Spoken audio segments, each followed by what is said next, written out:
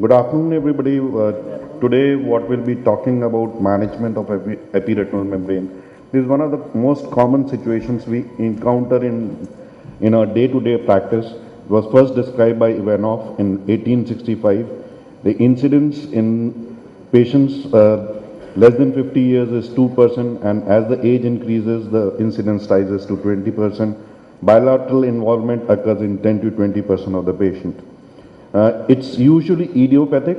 It can occur after post-RD surgery, non-proliferative retinovascular disorders, ocular inflammatory conditions like vasculitis, proliferative retinopathies like PDR, branch vein occlusion, central retinal vein occlusions.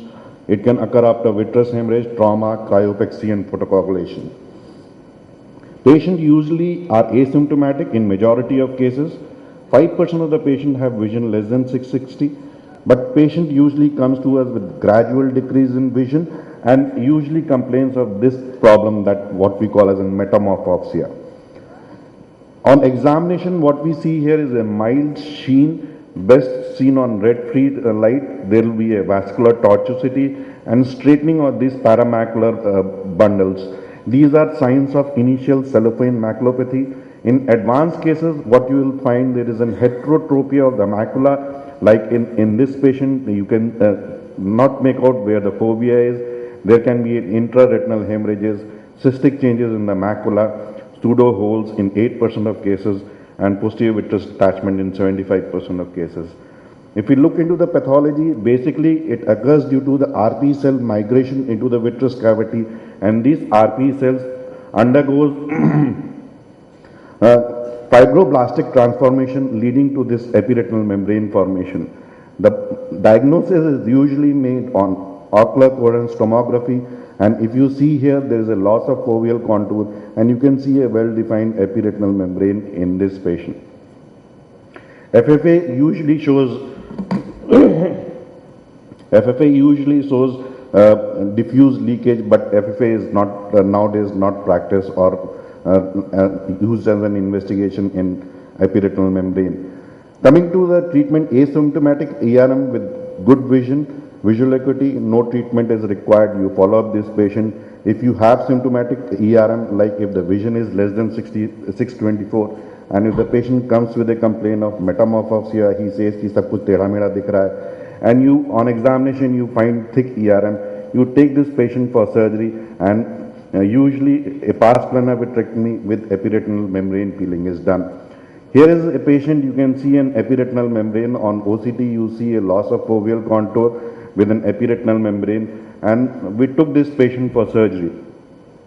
After doing a vitrectomy, the hyaloid is removed, and the important thing, you can see there is an epiretinal membrane here. We use an MVR to create an edge into the membrane. This is the most important step in ERM surgery, to create an edge. The moment you are able to create an edge, half of your surgery is done, because now you can hold this membrane with an ILM forceps and start peeling it. Important thing while using, while peeling this membrane is, don't go for an anterior posterior traction, don't pull it towards the lens, you have to pull it tangentially. For better visualization, you can use an BBG dye, and now you can see there is a negative staining of the epiretinal membrane, and you hold the edge with the epiretinal of the ERM and start peeling it tangentially. It's also important that you hold the membrane at the base, because if you hold the membrane at the tip, you'll likely to break this membrane. So you have to keep on leaving this membrane and hold the membrane at the base, and you can see whole of the epiretinal membrane is come out. Now, once the membrane is peeled, still small amount of membrane, epiretinal membrane is left here. So we create an edge, we see where the edge is. And again, pick this membrane with an ILM forceps and peel it in a tangential manner. Whole of the membrane is removed. We then do a fluid air exchange, and you can see the pre-op and the post-op photographs.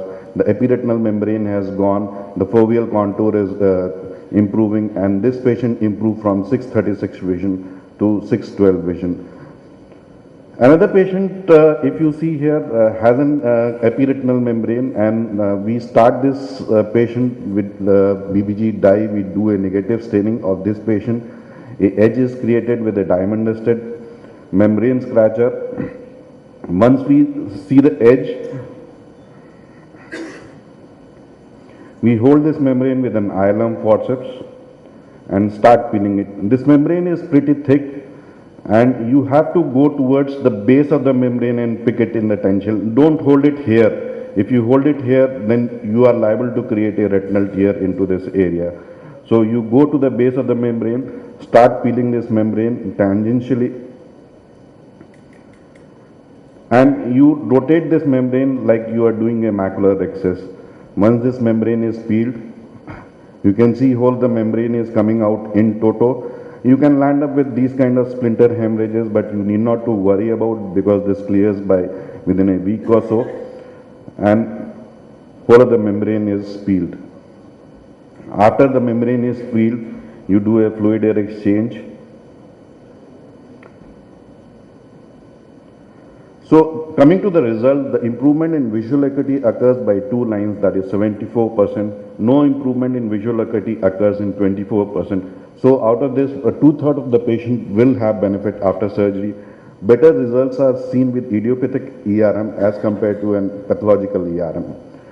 Coming to the prognostic factor, if you have a good preoperative visual acuity, then postoperatively the improvement will be more. So it's ideal that you take up the patient as early as possible, and when the patient starts complaining of metamorphopsia, CME is a bad prognostic factor. Idiopathic versus non-idiopathic ERMs, idiopathic has a better visual prognosis. Like any surgery has a complication, ERM can have a complication during surgery, and the overall complication rate is somewhere around 2%. You can have a vitreous hemorrhage, you can have a peripheral or a posterior retinal break. Postoperatively, nuclear sclerosis occurs in 60% of cases. You can land up with RD infection or recurrence in 5% of cases. Here is another patient. You can see the epiretinal membrane is pretty thick, and we are trying to peel this membrane with the help of an pick forceps, but we are not able to peel this membrane. Now I use an MVR to peel this membrane pick, and now you see, while peeling this membrane, we land up into a hemorrhage here, and hemorrhage right at the macula.